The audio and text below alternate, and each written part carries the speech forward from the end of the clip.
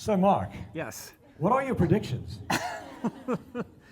And it's really hard to tell because obviously this has 41 years of triathlon history here, but other than the 2019 70.3 World Championship, there has never been there's never been a World Championship full distance here in Nice, and you've never had a field like this. And so there's no history to look back and go, oh, okay, this is a strategy that usually works, and here's a strategy that's going to end in disaster. And we're going to see both tomorrow, clearly.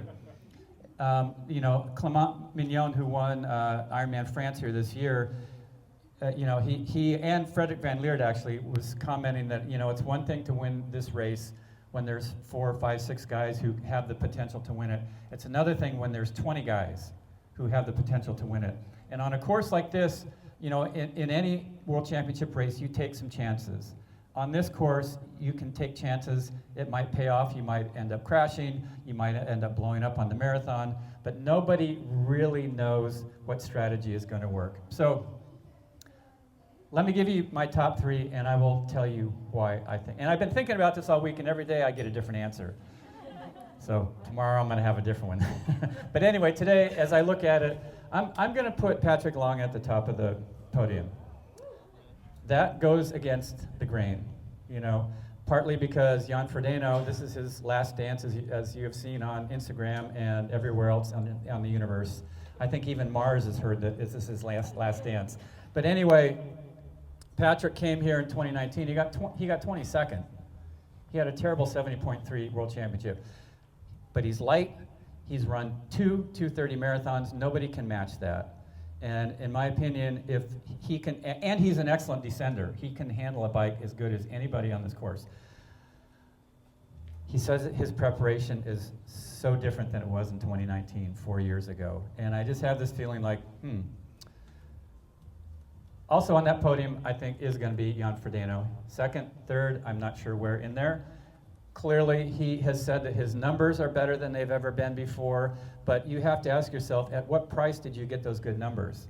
Like I looked at, I saw a photo of him just standing on the beach here the day that he got here. He was in white shorts. You could see he was super, super lean, which would be really cool, really perfect for 70.3. It might be too light for an Ironman. In an Ironman race, you need just a little bit extra in your body so you have that reserve. When I raced Kona, the first 6 years, I always went into the race a little bit lighter than the rest of the year just because I did a lot of training. I lost weight at the very end. I was about 157 pounds. I always blew up. In 1989, I said, I need to have extra reserve. And so I started my year 3 pounds heavier, and I went into Kona at 160 pounds. And I beat Dave Scott. 3 pounds difference. And I won the next 5 that I did. Anyway, I think he's a little too thin. Okay. But he's motivated. He has a huge team behind him. He's going to be out there thinking, there are no more tomorrows. I have nothing to save. I'm going to put it out like nobody's ever seen it before.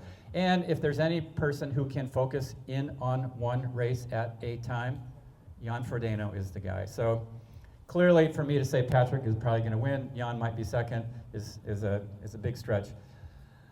Yes, and so Magnus Ditlev, incredible young guy. He did an incredibly fast 7:24:40 full distance race earlier this summer. People say he can't climb at the press or he can't descend. He's too big. And at the press conference yesterday, he said, "I've got some stuff you guys haven't seen yet. Just wait till Sunday."